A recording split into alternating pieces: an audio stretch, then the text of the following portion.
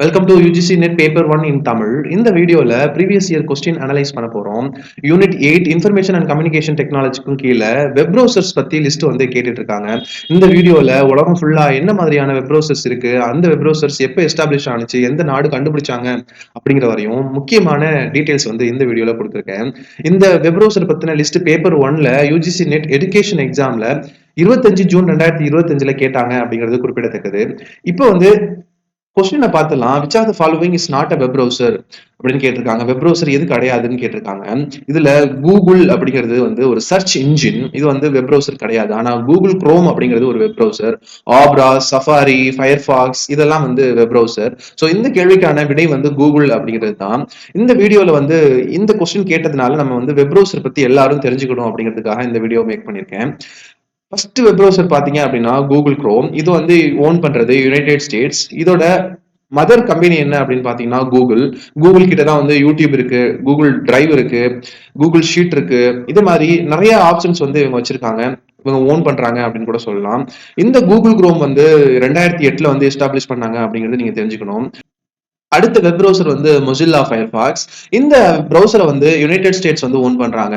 இதோட mother branch பாத்தீங்க அப்படின்னா மொசில்லா ஃபவுண்டேஷன் 2002ல வந்து இந்த அப்ளிகேஷன் வந்து கொண்டு வந்தாங்க.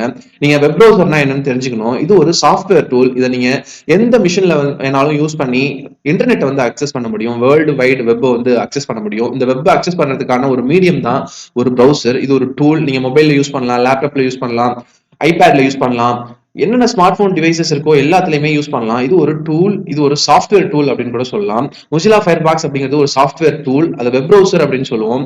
இதுல வந்து டெக்ஸ்ட் வரும், வீடியோ வரும், டாக்குமெண்ட்ஸ் வரும். இது பொதுவா ப்ரௌசருக்கான டெஃபினேஷன் நீங்க தெரிஞ்சுக்கணும். அதுக்கப்புறம் மைக்ரோசாஃப்ட் எட்ஜ்.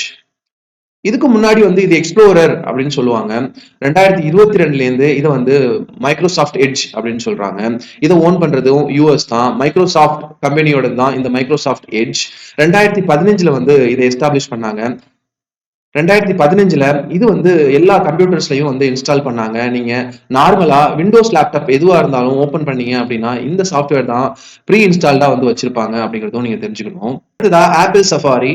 நீங்க வந்து இந்த சஃபாரி அப்படின்ற சாஃப்ட்வேர் வந்து மேக் புக், அதாவது ஆப்பிள் ரிலேட்டடான டிவைசஸ்ல வந்து நீங்க பார்க்கலாம். மொபைல் போன்லயும் வந்து ஆப்பிள் சஃபாரி அப்படின்ற ப்ரௌசரை வந்து பார்க்கலாம். இதுவும் யூஎஸ் ஓன் பண்ற ஒரு வெப் ப்ரௌசர். ஆப்பிளோடது. நம்ம யூஸ் பண்ற ஆப்பிள் டிவைசஸ் எல்லாமே வந்து ஆப்பிள் சஃபாரி வந்து இன்ஸ்டால் பண்ணி வச்சிருப்பாங்க. 2003ல வந்து இதை வந்து அக்கம்ப்ளிஷ் பண்ணாங்க அப்படிங்கிறதும் நீங்க தெரிஞ்சுக்கணும். அதுக்கப்புறமா ஆப்ரா ப்ரௌசர். இது வந்து நார்வேயோடது. 1995ல வந்து ஆப்ரா சாஃப்ட்வேர் கம்பெனி வந்து இந்த ப்ரௌசரை வந்து எஸ்டாப்ளிஷ் பண்ணாங்க. அதுக்கப்புறம் வந்து சைனீஸ் கன்சோர்டியமோட அஃபிலியேட் ஆனிச்சு 2016ல அப்படிங்கிறத நீங்க தெரிஞ்சுக்கணும். அதுக்கப்புறம் பிரேவ் ப்ரௌசர். இது வந்து முக்கியமா ஃபோக்கஸ் பண்றது வந்து இண்டிவிஜுவலோட பிரைவசியையும் தேவையில்லாத அட்வர்டைஸ்மெண்ட்ஸை பிளாக் பண்றதுக்கும் அதிகபட்சமா இந்த ப்ரௌசர் வந்து மக்கள் பயன்படுத்துறாங்க அப்படிங்கிறத நீங்க தெரிஞ்சுக்கணும். யுனைடெட் ஸ்டேட்ஸோட இந்த ப்ரௌசர் வந்து 2016ல வந்து எஸ்டாப்ளிஷ் பண்ணாங்க. இதோட மதர் அசோசியேஷன் எது அப்படின்னா பிரேவ் சாஃப்ட்வேர் அப்படின்ற ஒரு கம்பெனி தான். அதுக்கப்புறம் விவால்டி ப்ரௌசர். இது வந்து கஸ்டமைசபிள். உங்களுக்கு எப்படி பிடிச்சிருக்கோ அதே மாதிரி வந்து நீங்க எல்லா மெனுவையும் சேஞ்ச் பண்ணிக்கலாம். இது வந்து குரோமியம் பேஸ் பண்ண ஒரு ப்ரௌசர். குரோமியம் அப்படின்னா ஒன்றும் கிடையாது, ப்ராஜெக்ட். இப்போ கூகுள் குரோமா இருக்கட்டும், குரோமியம் ப்ராஜெக்ட் ரிலேட்டடான ப்ரௌசிங் ப்ராசஸ் தான் பண்ணுது.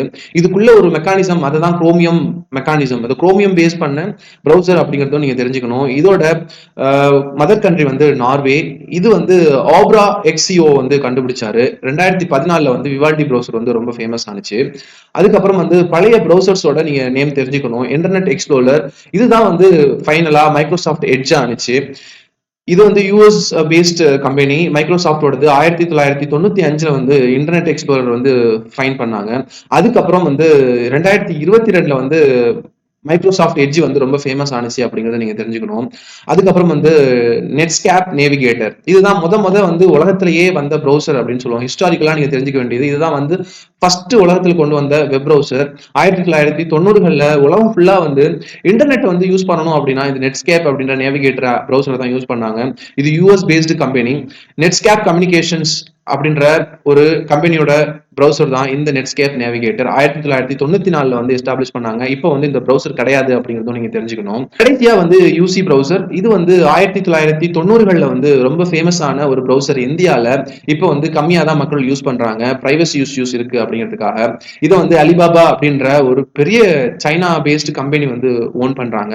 யூசி வெப் அப்படிங்கிறது தான் இவங்களோட கம்பெனி பேரு. யூசி வெப்புக்கும் கீழே தான் இந்த யூசி ப்ரௌசர் இருக்காங்க.